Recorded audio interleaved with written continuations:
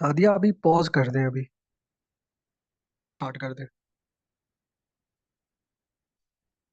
तो आज का जो हमारा टॉपिक है वो एवरीडे साइंस का एक ही पार्ट है। एक वन ऑफ द पार्ट्स है, क्योंकि एवरीडे साइंस के अंदर आपको पता है कुछ चीजें आती हैं, वो मैं आपको थोड़ा बता देता हूँ। जो आपका एवरीडे साइंस का पोर्शन होता है जी, इसको कहते हैं ईडीएस भी कहते हैं, एवरीडे साइंस।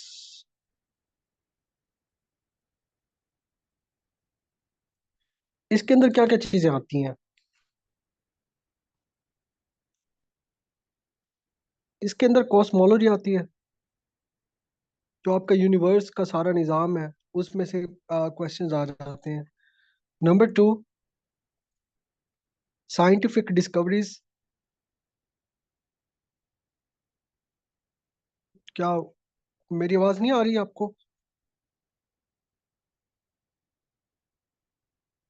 मुझे बता दें, am I audible to you all? जी, शायद आपका इशू आ रहा है मेरे ख्याल में।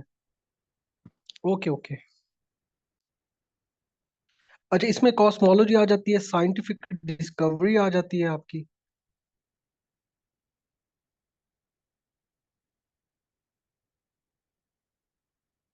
ठीक हो गया। प्लस अभी जो हम पढ़ रहे हैं, ह्यूमन बॉडी। अब ह्यूमन बॉडी के अंदर भी काफी चीजें आ जाती हैं। अब वो कौन सी चीजें हैं? फॉर एग्जाम्पल, अभी जो हम करने जा रहे हैं वो है ह्यूमन ऑर्गन्स।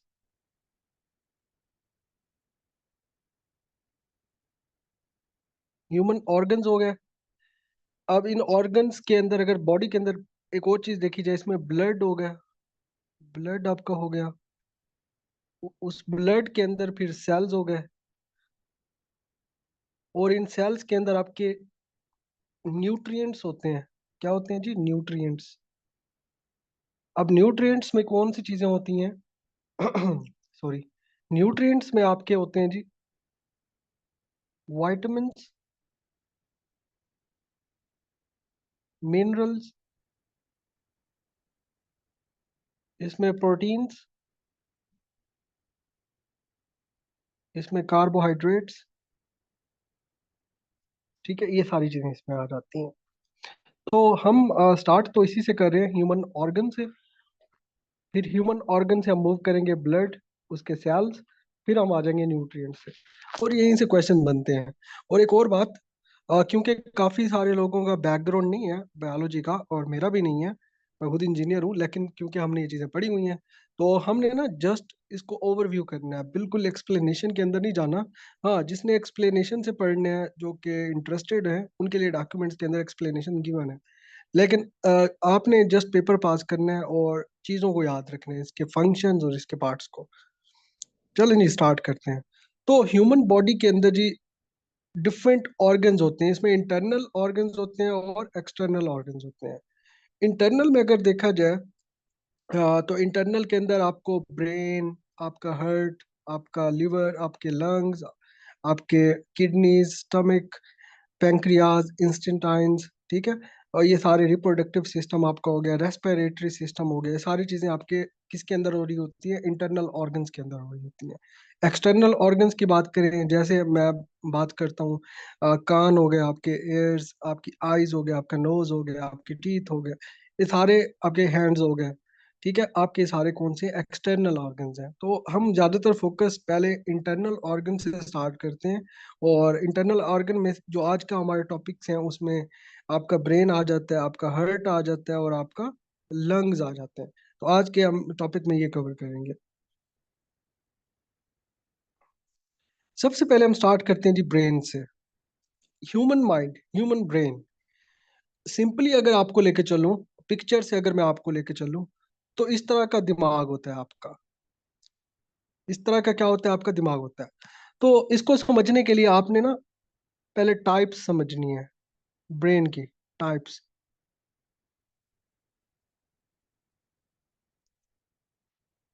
टाइप्स के अंदर तीन किस्म की इसकी टाइप्स आ जाती हैं।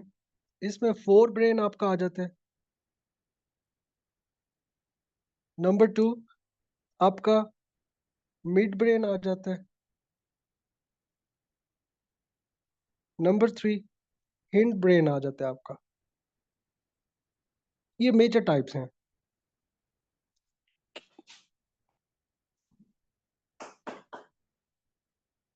अच्छा, मुझे 1 मिनट दीजिएगा। मुझे 1 मिनट दीजिएगा, मैं सादिया इसको पॉज कर दें रिकॉर्डिंग को। मुझे 1 मिनट दीजिएगा। सादिया आप रिकॉर्डिंग स्टार्ट कर दें। अच्छा, हम ह्यूमन ऑर्गन्स के बारे में पढ़ रहे थे। इसमें सबसे पहले हम ब्रेन की बात कर रहे थे। तो ह्यूमन ब्रेन, इसमें पीपीएससी के अंदर बड़ी सिंपल सी चीजें आती हैं और बता देते हैं कि फॉर एग्जांपल ब्रेन का ये वाला पार्ट क्या काम करता है, जस्ट इतनी सी आती हैं। तो ज़्यादा आपने इसमें डीपली नहीं जाना, ऊपर ऊपर से आपको जितनी भी अंडरस्टैंडिंग होती है आप कर लें। अच्छा, तो इसमें पहले टाइप्स की अगर मैं बात करूं तो 3 किस्म की टाइप्स होती हैं। जैसे मैंने बात की, एक फोर ब्रेन होता है, एक मिड ब्रेन होता है और एक हिंड ब्रेन होता है। अगर इसी फिगर्स के अंदर से हम निकालें चीज़ें, ये तीनों चीज़ें हम निकाल सकते हैं। वो कैसे निकालेंगे, आइए देखते हैं। फॉर एग्जाम्पल, ये रेड वाला पार्ट आपको नजर आ रहा है, ये आपके माथे के ऊपर होता है, बिल्कुल फोर हेड के ऊपर होता है, इसलिए इसको फोर ब्रेन कहते हैं। ये वाला पार्ट क्या कहलाता है आपका, फोर ब्रेन। थोड़ा सा पीछे आ जाए मिड की साइड पर, तो ये वाला जो येलोइश पार्ट है, येलोइश पार्ट आपका कहलाता है मिड ब्रेन। क्या कहलाता है जी, मिड ब्रेन। ये है फोर ब्रेन, ये है मिड ब्रेन, और ये जो पीछे वाला पार्ट है ये कहलाता है hind brain. HIND, hind brain. ये तो मेजर टाइप्स। अगर हम बिल्कुल इसके पार्ट्स की बात करें, हम पूरे ब्रेन के सिस्टम के पार्ट्स की बात करें, वो 4 किस्म के पार्ट्स होते हैं। तो उसको कैसे समझेंगे समझेंगे उसके लिए हम दो टर्मिनोलॉजीज को समझेंगे। वो टर्मिनोलॉजीज क्या है, वो मोस्टली आपसे पीपीएससी पूछता है। एक को कहते हैं सेरिब्रम,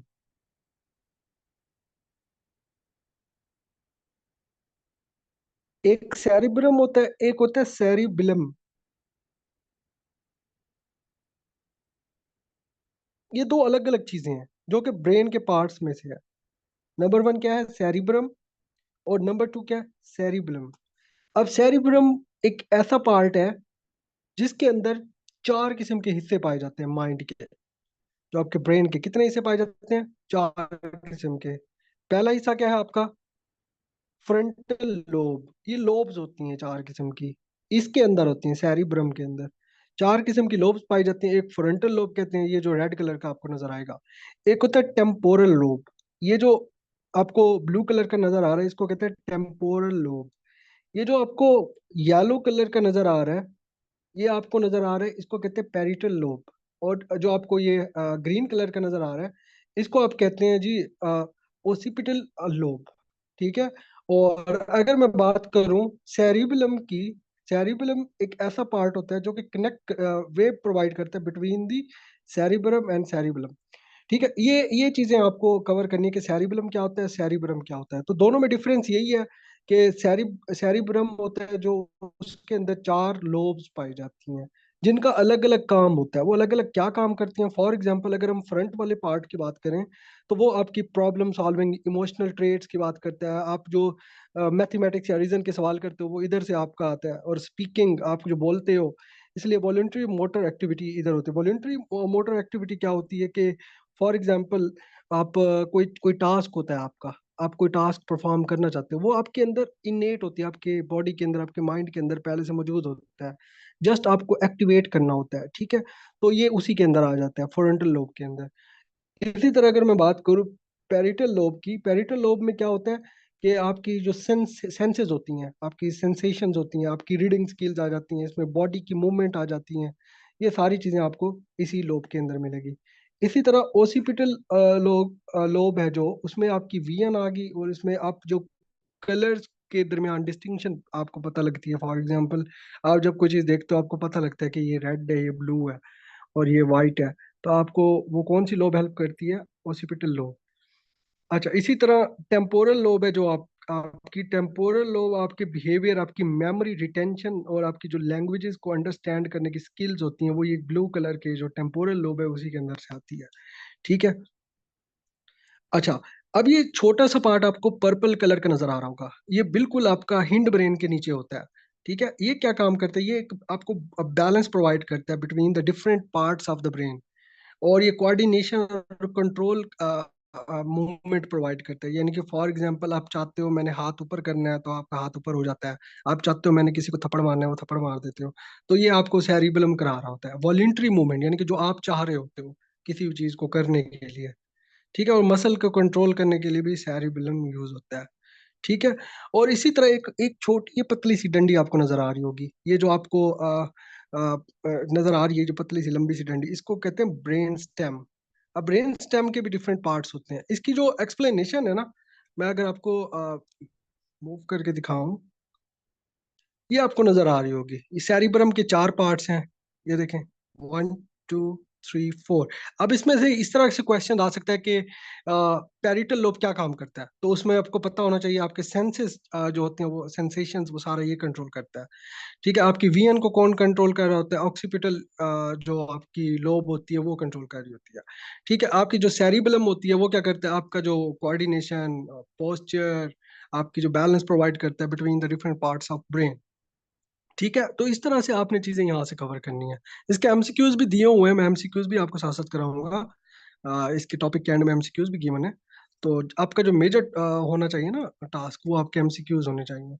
तो इसमें आपका मिड ब्रेन क्या काम करता है, मिड ब्रेन आपकी वीएन के अंदर आपको काम देता है, आपकी हियरिंग, आपकी जो डिफरेंट टास्क को कंप्लीट करने की एक्टिविटीज होती हैं उसको पूरा करने के लिए काम देता है।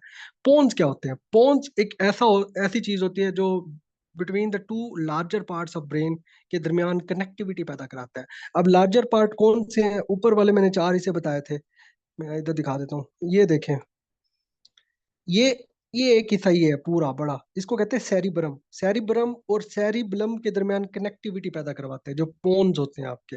ये एक किस्म का रिलेज होती हैं। रिलेज क्या होती हैं, एक नेटवर्क होता है, एक कनेक्शन, जैसे पुल नहीं होती, पुल।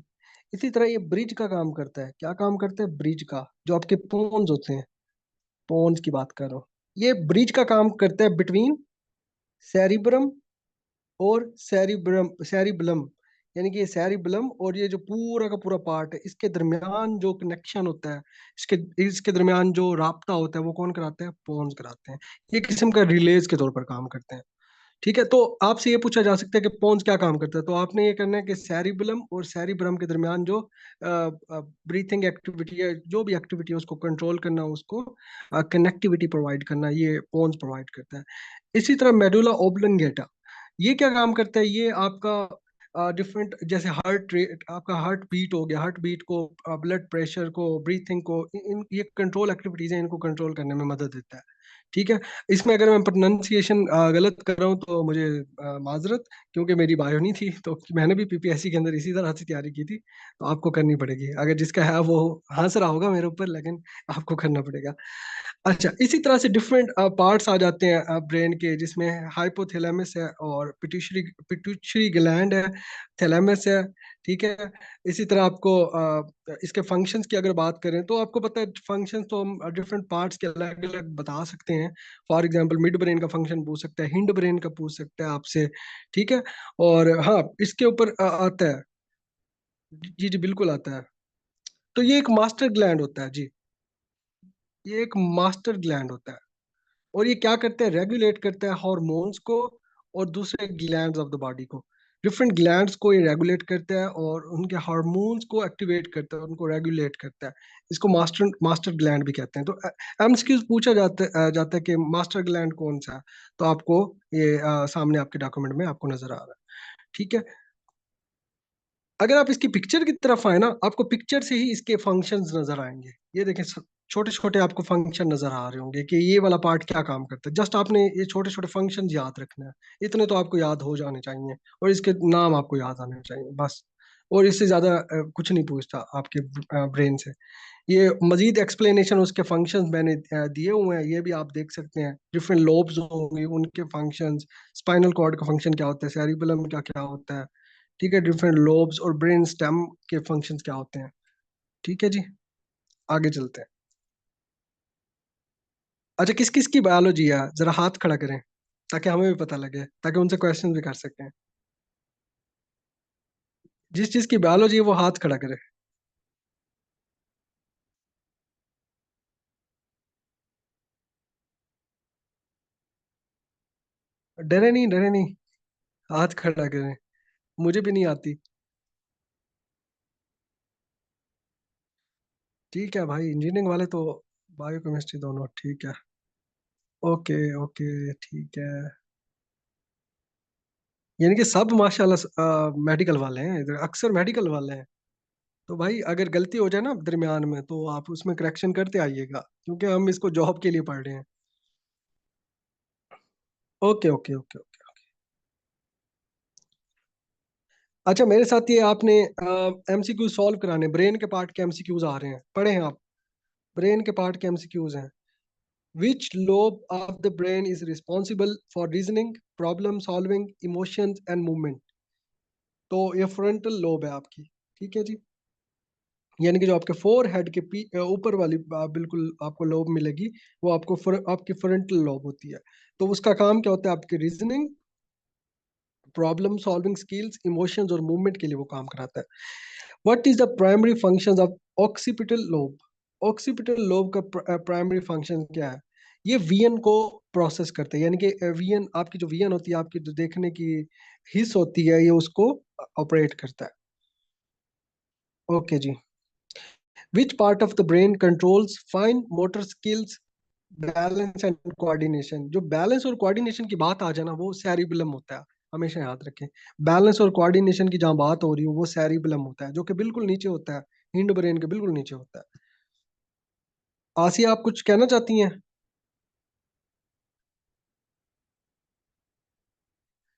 अच्छा, the hypothalamus is responsible for regulating all of the following except. Hypothalamus का क्या काम होता है? ये आपकी जो सेंसरी इंफॉर्मेशन की प्रोसेसिंग है वो कराता है। तो ये आपको एमसीक्यूज आपने देख लेने हैं, सारा आपने पढ़ा हुआ है। जो बायो वाले हैं, बाकी जिन्होंने नहीं पढ़ा, वो ऊपर सारा गिवन है, उसके अंदर से एमसीक्यूज बने हुए हैं। बिल्कुल बाहर से कोई एमसीक्यूज नहीं आया हुआ।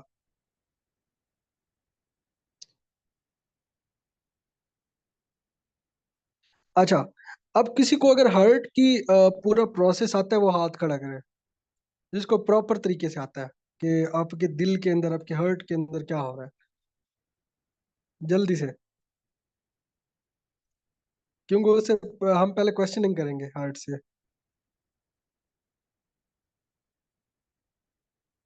ये मेरे ख्याल में 13 ग्राम होता है आपका ब्रेन। 1300 ग्राम होता है, पता नहीं 13 ग्राम होता है, इस तरह का है। ये भी देख लेंगे।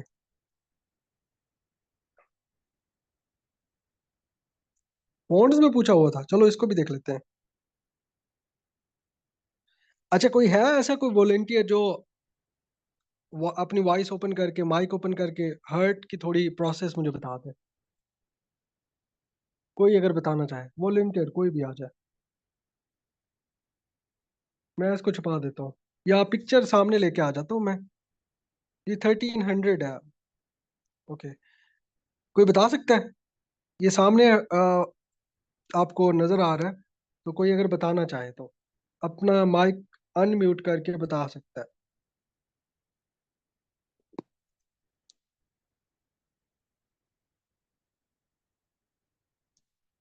डरने की जरूरत नहीं है, आ जाए, बता दें, कोई बात नहीं।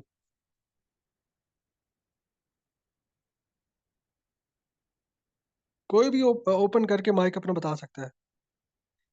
ये हर्ट के फंक्शनिंग बतानी, कि हर्ट फंक्शन कैसे करता है। वॉइस ओपन करके बताना है। रिवीजन नहीं है? अच्छा। चलो फिर करते हैं, आपको इंजीनियर आज पढ़ाएगा। मुझे लगता है किसी को नहीं आता, सारे बायो वाले हैं। लगता तो नहीं है बायो वाले हैं। नहीं, ऐसे नहीं बताना, मैसेज पे नहीं बताना। अच्छा, हम स्टार्ट करते हैं। कोशिश करते हैं। अनम्यूट करूँ? अनम्यूट? एक मिनट में अनम्यूट कर देता हूँ, ऐसी क्या बात है? किसको करना है अनम्यूट? मुझे बताएं किसको करना है अनम्यूट। आसिया, आपने बताना है?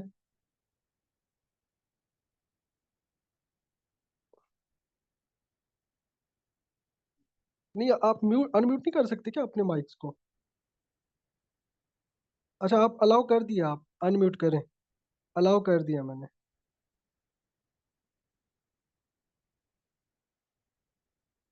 नहीं नहीं, इंट्रोडक्शन नहीं, मैंने अलाउ कर दिया, जो बताना चाहते मुझे बताया बताया, वरना मैं स्टार्ट करता हूँ, बड़ा आसान है, मुश्किल नहीं है। आपके क्वेश्चन बहुत ही आसान पूछते हैं, बहुत ही, परेशान नहीं होना। अच्छा मैं बता देता हूँ। अच्छा पहले इसके पार्ट्स देख लेते हैं, फिर आपकी इसकी फंक्शनिंग की समझ आएगी आपको। ये जो हार्ट होता है ना आपका, इसके ना कुछ पार्ट्स होते हैं, कुछ वॉल्व्स होती हैं।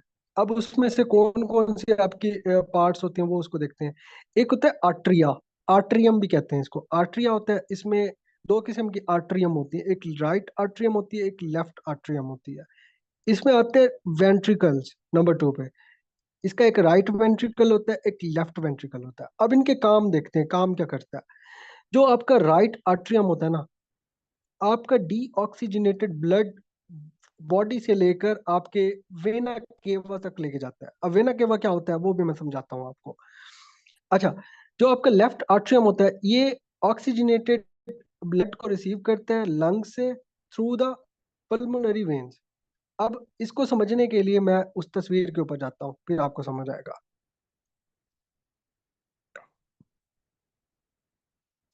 अब इधर गौर करना है आपने। इसमें कुछ चीजें पहले मैं आपको बता दूं, इसमें क्या, कौन सी क्या चीज है। ये जो आपको ब्लू कलर की नजर आ रही है ना, ये जो आपको ब्लू कलर की नजर आ रही है, ये ओपनिंग, इसको कहते हैं वेना केवा। अगर ऊपर की तरफ अगर देखें, ऊपर वाली चीज को कहते हैं सुपीरियर वेना केवा। अगर नीचे की तरफ आए, इसको कहते हैं इन्फीरियर वेना केवा। अब वेना केवा क्या होता है। देखिए आपकी बॉडी होती है, आप सांस लेते हो, आप सांस लेते हो, उसके अंदर क्या आती है। आप सांस लेते हो, उसके अंदर ऑक्सीजन आती है। ऑक्सीजन आती है जब आप सांस लेते हो, वो ऑक्सीजन आपके ब्लड के अंदर मिक्स हो जाती है। जब आपके ब्लड के अंदर वो ऑक्सीजन मिक्स हो जाती है, तो वो आपका जो ब्लड होता है उसको कहते हैं ऑक्सीजनेटेड ब्लड। ऑक्सीजनेटेड ब्लड यानी कि ऑक्सीजन का मिक्सचर जो होता है आपका ब्लड, उसको कहते हैं ऑक्सीजनेटेड। अगर ऑक्सीजन की मिकदार कम हो जाए आपके ब्लड के अंदर, वो इम्प्योर हो जाता है, उसको कहते हैं D oxygenated blood. D oxygenated, पहले तो ये कंसेप्ट समझे।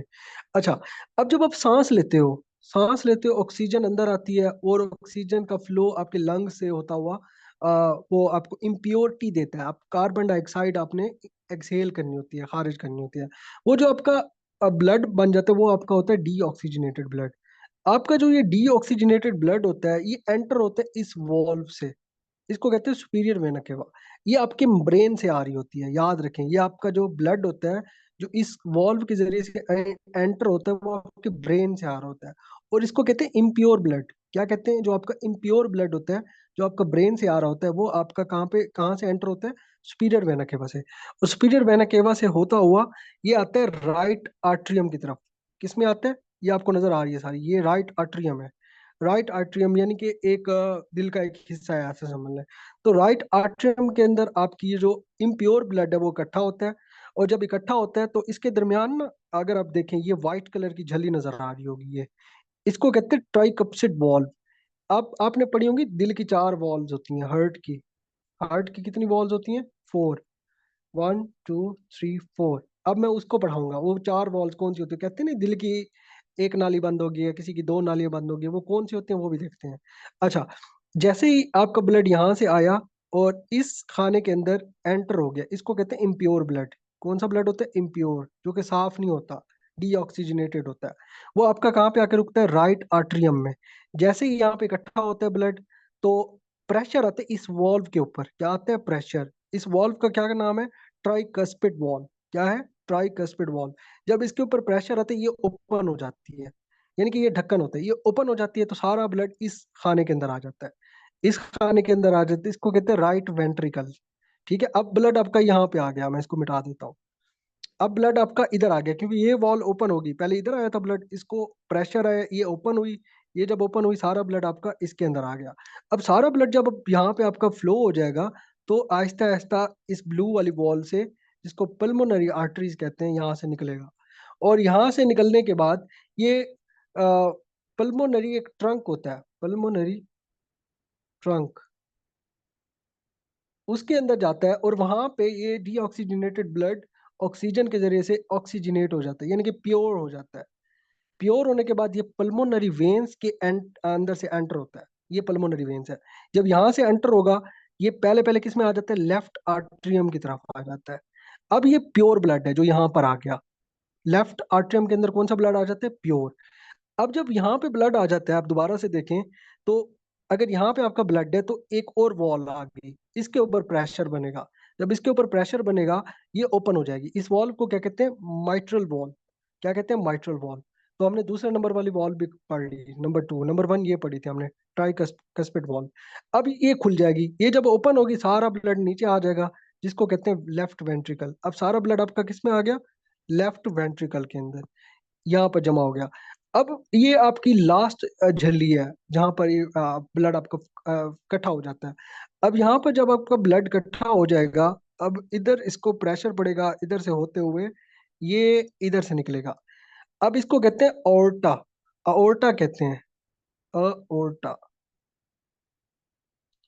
ये आपका जो वेन है ना, ये बिगेस्ट वेन है आपकी हार्ट की। आपकी हार्ट की क्या है, बिगेस्ट वेन। आपसे पूछ सकता है बिगेस्ट वेन कौन सी है आपकी, तो अओर्टा आपकी क्या है, बिगेस्ट वेन है। अब ये वाला जो ब्लड है इधर से जाएगा, ये वॉल्व नजर आ रही है आपको छोटी सी, इसको कहते हैं अओर्टिक वॉल्व। ये इसके ऊपर प्रेशर आएगा, ये ओपन हो जाएगी, आपका ब्लड इससे निकल जाएगा। यहाँ से जो ब्लड निकलेगा वो ऑक्सीजनेटेड ब्लड होगा। अब उसमें इम्प्योरिटी खत्म हो जाएगी, वो प्योर ऑक्सीजन वाला ब्लड आपके पास आ जाएगा। तो ये पूरा आपका प्रोसेस है। अब क्वेश्चन कैसे आते हैं, सवाल ये बनता है, क्वेश्चन इस तरह से आते हैं, देखें।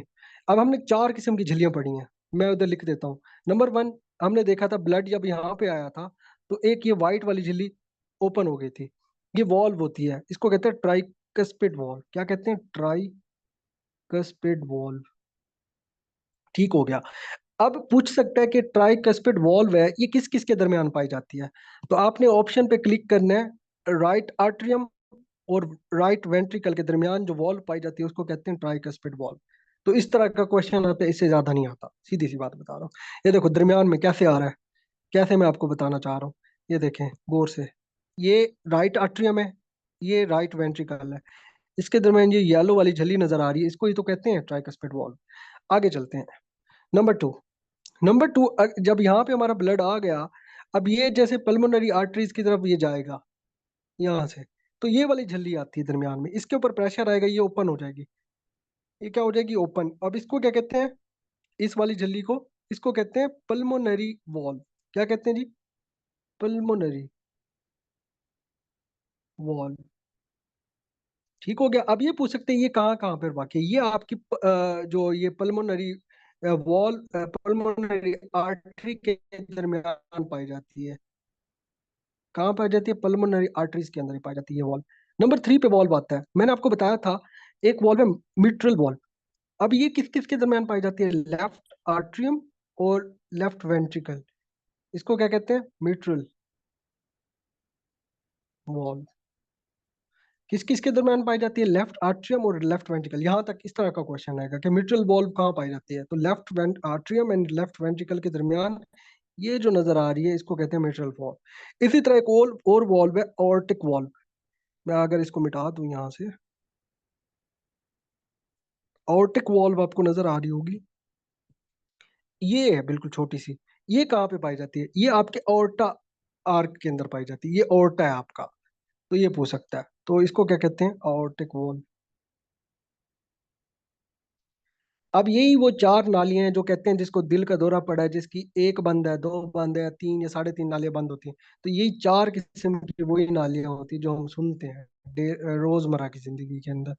तो पूछ सकते हैं ये कहाँ पे पाई जाती हैं, जस्ट यही आपका काम पूछ सकते हैं। या पूछ सकते हैं left atrium, left ventricle, right atrium और राइट वेंट्रिकल का क्या काम है, इन्फीरियर वीना कावा का क्या काम है, और सुपीरियर वीना कावा का क्या काम है।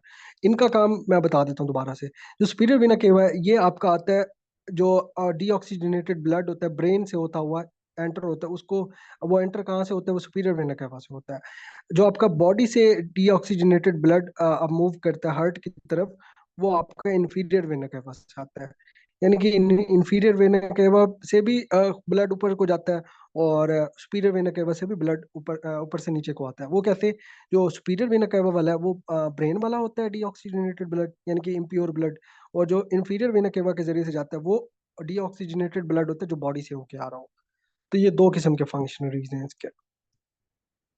अच्छा, ये आपको बोरिंग लग रहा होगा, लेकिन सवाल इसी तरह से पूछा जाता है आपसे। तो इधर से ही सवाल आता है आपका। अगर बायो की बात करूं तो ये सारी डिटेल आपको लिखी हुई है। ये वॉल्व्स आपके जो मैंने एमसीक्यूज की बात की थी, ये लिखी हुई है। यानी कि ये वाली वॉल्व कहाँ पे है, between right atrium and right ventricle. और ये बता देती है कि करती क्या है, prevents back flow of blood. ये बैक फ्लो नहीं होने देती ब्लड को। इसी तरह पल्मोनरी वॉल्व आ गया, मिट्रल वॉल्व आ गया, aortic वॉल्व आ गया। ये सारी चीजें आपको यहाँ पे नजर आ जाएंगी। तो ये कुछ फंक्शन थे आपके हार्ट के, कि कैसे आपका ऑक्सीजनेटेड ब्लड और डीऑक्सीजनेटेड ब्लड आपका मूव करता है।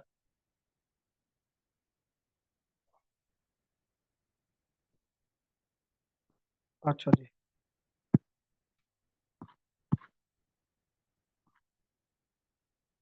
ये आपको उसके मजीद पिक्चर्स आपको नजर आ जाएंगी उसकी। इसके एमसीक्यूज देखते हैं जी। इधर लिखा हुआ है जी, which chamber of the heart receives deoxygenated blood from the body.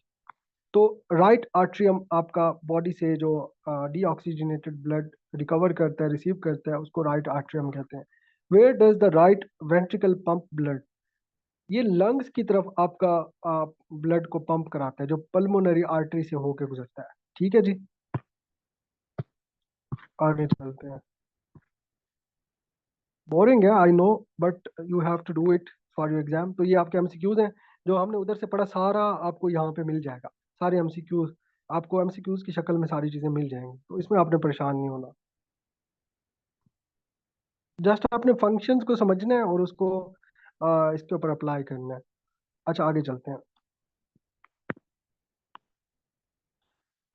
अच्छा, हम बात करते हैं लंग्स की। आपका जो रेस्पिरेटरी सिस्टम है वो लंग्स से जुड़ा होता है। आपकी एयर से, आपकी लंग्स से, आपने एयर और लंग्स दोनों को मिक्स करके चलना है। अब इसको अगर देख के चलें लंग्स और रेस्पिरेटरी सिस्टम को, तो ये बिल्कुल सेम आपस में मिक्स होते हैं। यानी कि दोनों के फंक्शंस देखें, ये आपस में मिक्स होते हैं। इन दोनों के पार्ट्स भी आपस में अटैच होते हैं। यानी कि लंग्स के बगैर आप रेस्पिरेटरी सिस्टम को नहीं पढ़ सकते। उसको पढ़ने के लिए सबसे पहले मैं पिक्चर्स की तरफ चलते हैं, ताकि आपको ये जो रेस्पिरेटरी सिस्टम वो थोड़ा अंडरस्टैंड हो जाए। देसी तरीके से हमने अंडरस्टैंड कराना है। अच्छा,